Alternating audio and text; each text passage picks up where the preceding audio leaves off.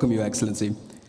I'm an entrepreneur here in Rwanda, and I'm a Hanga alumni as well. I was fortunate enough to be in the top 5 of the winners of the first cohort of Hanga Pitchfest. And I'm super honored to be back here at Hanga and facilitating this conversation with you. Mr. President, Rwanda does a lot of work to promote entrepreneurship, and we've seen that through programs such as the Hanga Pitchfest, but also attracting these initiatives such as Unleash, which is organizing their event for the first time in Rwanda. My question is, what are some opportunities that entrepreneurs can gain from these opportunities as well?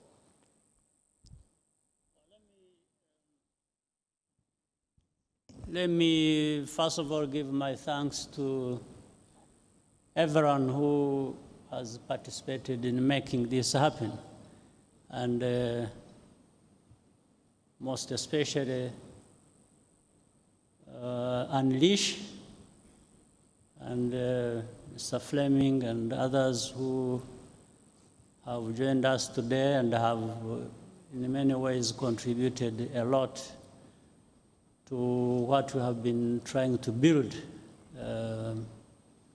UNDP, Akim, thank you for being here, and all the work you've been doing with and through the UNDP to do a lot of work. And of course, our government system and other partners who are here, who Susan Buffett Foundation, and there are many. I don't want to risk leaving anyone behind, but just know that by saying what I'm saying, I wanted to appreciate you and the partnership we have forged with our country.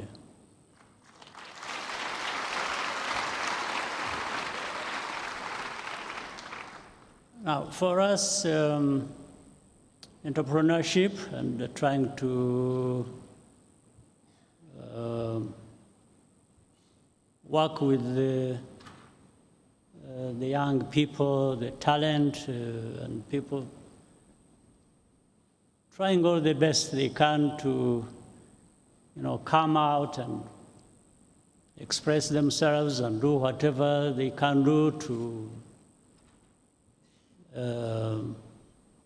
It's a responsibility, first of all, we have as a government, as the leaders, because there is so much locked in there with the young people, with the young talent. Sometimes they have no opportunity to discover even their own talent until somehow people work together to be able to achieve this. So in Rwanda, therefore, we have identified this as a major way of developing our country, our people, and beyond our country, more so the continent, our continent needs this kind of thing. So first, we identified it as very important. Second, we find ways of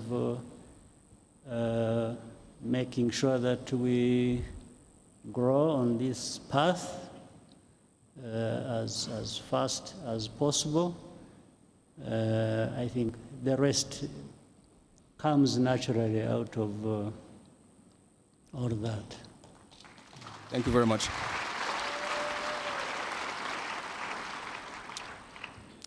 Your Excellency, as an entrepreneur, I have to take this opportunity to ask this question. And I'm assuming a lot of other entrepreneurs who are in the house would want to know the same thing.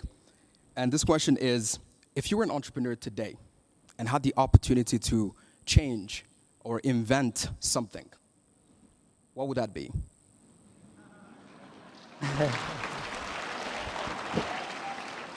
Yeah, it's like you are taking me back in my past, maybe reminding me of things I missed doing, and which I would have loved to. Let me tell you a story. As a young person growing up, I was fascinated by planes. I had love for planes. Even way before I even had an opportunity to step on the plane. I just used to see and be fascinated by that. In fact, from that, I thought I would, if I had had the opportunity, I would become a pilot or an engineer from that. That didn't happen. By the up to this day, I still have a passion with aircraft. So it didn't happen. I ended up in completely different places. And I'm trying to do my best in that as well. So therefore, I was so much absorbed. In the end, I discovered later on that meant aerospace technology, or you know, and looking at what is happening today, air transport provides a lot.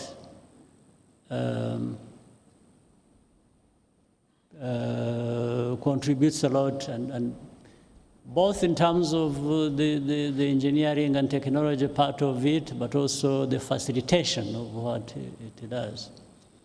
And in the end, like looking back today,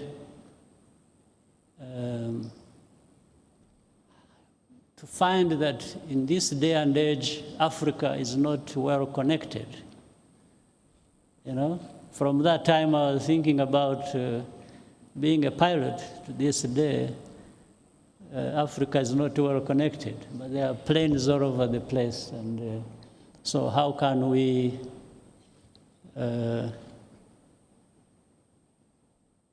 use this technology to connect people, to connect Africa, most especially because less connected. But Africa has created a body, the African Union, to see how air transport can be developed or even unified across the continent. It hasn't happened yet. But that also ties in with the African Continental Free Trade Area, facilitating trade of people and so on. So you can see from one thing leading to another.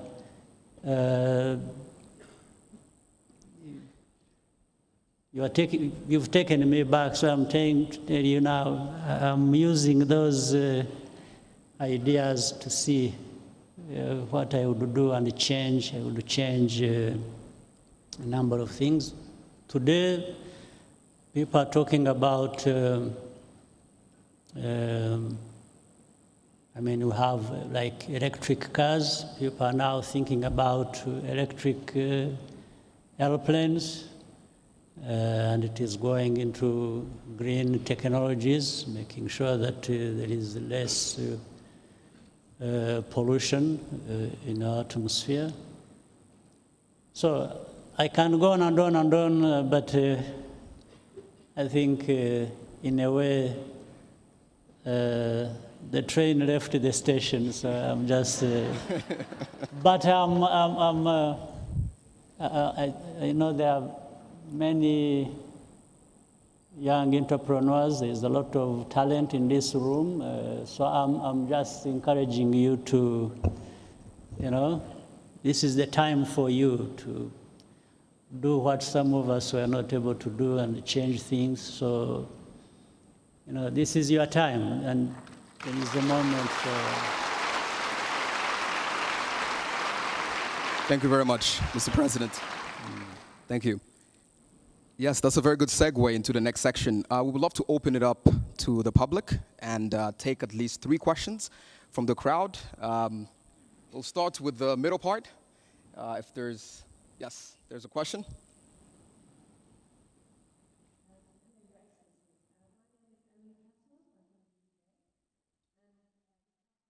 Lucky enough to be involved in the Unleash Innovation Program here in Kigali. In Unleash, we focus on how youth can achieve sustainable development goals through innovation. Can you tell us what Rwanda is doing to incorporate youth in its vision towards transformation? Thank you. Yeah, from the beginning, we think about our people. We have centered everything on our people. And that means when you are thinking about the future, you're already looking at the young ones growing and what they can do for themselves, for their country.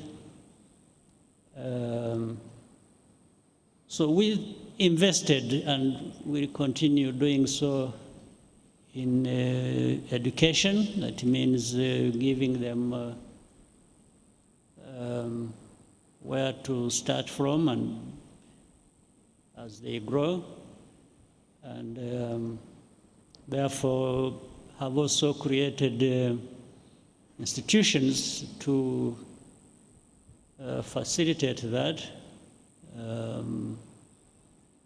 Like we, over time, and it cuts across. It's not just within Rwanda or Rwandan. We work with others from outside. We have the African Leadership University that has come up. We have Carnegie Mellon. And what we have also done is to make sure that this is not purely Rwandan, but brings in African talent or gives them an opportunity where that is possible to be part of that.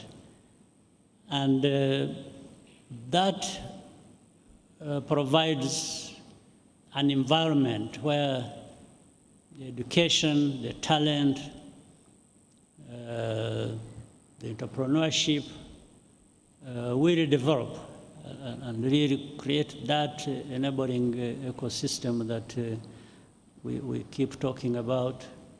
That's what Rwanda has done. We have been particular, we have focused, and we have made sure that we move together, not only Rwanda, but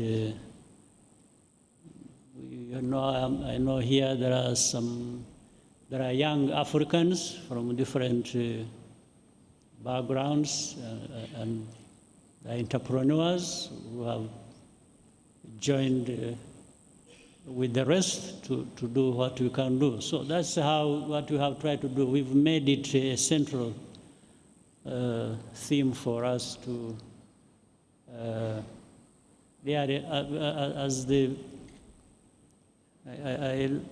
I like the name Unleash. I think it does the thing. It allows.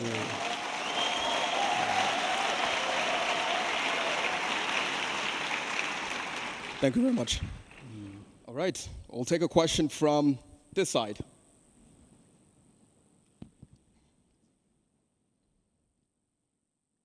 Thank you. Your Excellency, my name is Jantin Doba, the CEO and co-founder of IGIHE Africa, and we are credit financing fast-moving consumer good merchants in Africa. As a startup founder, I would like to start by thanking you for the great infrastructures and opportunities put in place to make sure that startups in Rwanda thrive as a proof of concept country. And my question is, what are some of the opportunities that Rwandan-based startups can leverage on to scale up continentally and globally? Thank you. Well, to begin with, this coming together like now or at any other time, as we have seen, brings awareness and allows people to think beyond what we see in a narrow sense or are just around us. With that comes such opportunity that people will be able to identify a number of things that are within the support system as we have created it.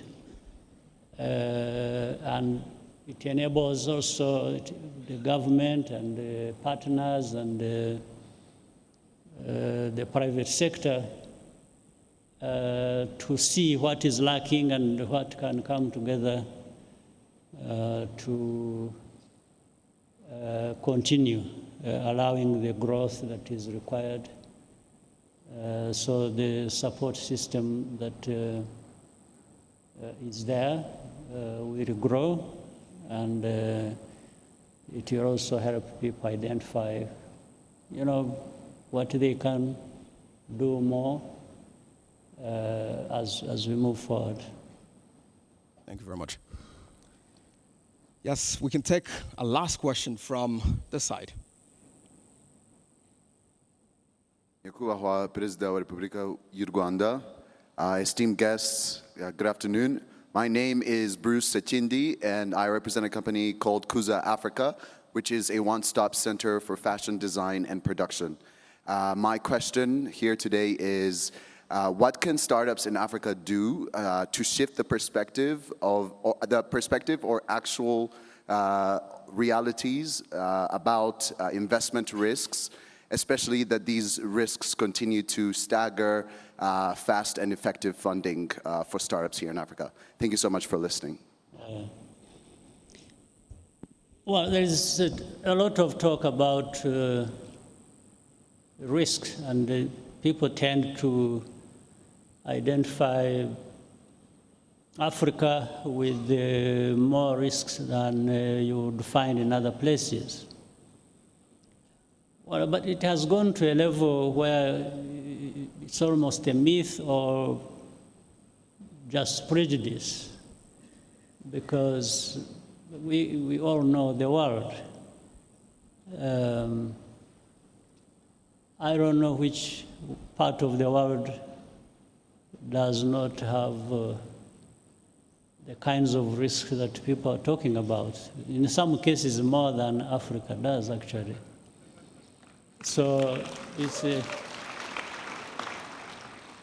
well, that's the reality to begin with. So we have to take it as a reality, but in terms of that being the case, that Africa is identified with, and even though unfair with such a level of risk, so we've got to deal with that as a problem. And dealing with that as a problem is, to begin with, ourselves. I think we need to challenge ourselves enough and also respect ourselves, and then from there we engage others on a matter of facts, but also of not rejecting, of not accepting that that should be the case, and that's how Africa should be looked at or treated. And from there, we try and do the right thing for ourselves, and also prove ourselves to those who view us with such a level of risk that in the end, of course, creates this impediment. And then just keep speaking out, keep doing our best, keep working hard, and just don't accept that some of these false stories about us. But let's start with what we have and do what we can do and improve the situation. I think but then around that, or parallel to that, I think the stories we talked about, people who have been from outside who have been, or these partners we talk about, who have put their money in the right places that can support the young entrepreneurs across the continent. It's still at a low level, in a sense. We need to increase that.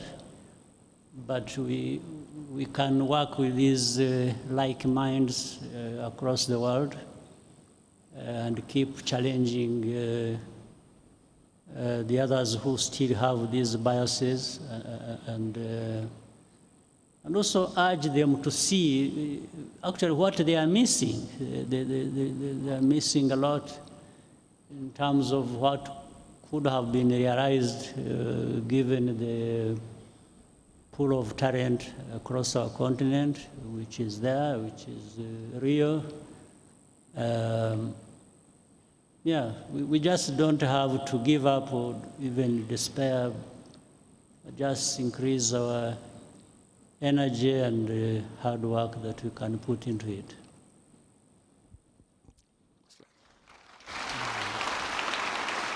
Thank you very much.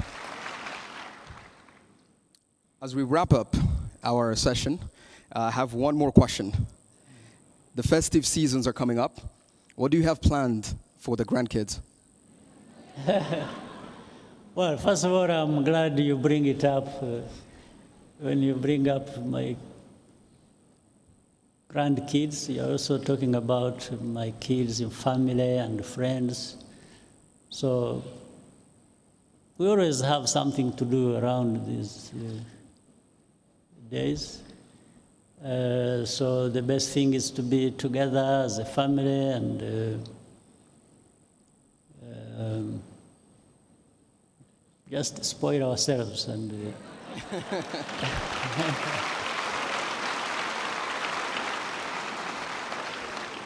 this happens once in a while, so we should be allowed to do that. We can afford to do that. Yes. So for sure, we are looking forward to this, and we have a package for that. Yes. That's the time some of us take some rest and enjoy everything that family and friends can provide. Yes. Yeah. Your Excellency, thank you so much for your time. This marks the end of our fireside chat. We welcome you to join the audience as we move on to the next section. Thank you very much. Thank you very much. Thank you.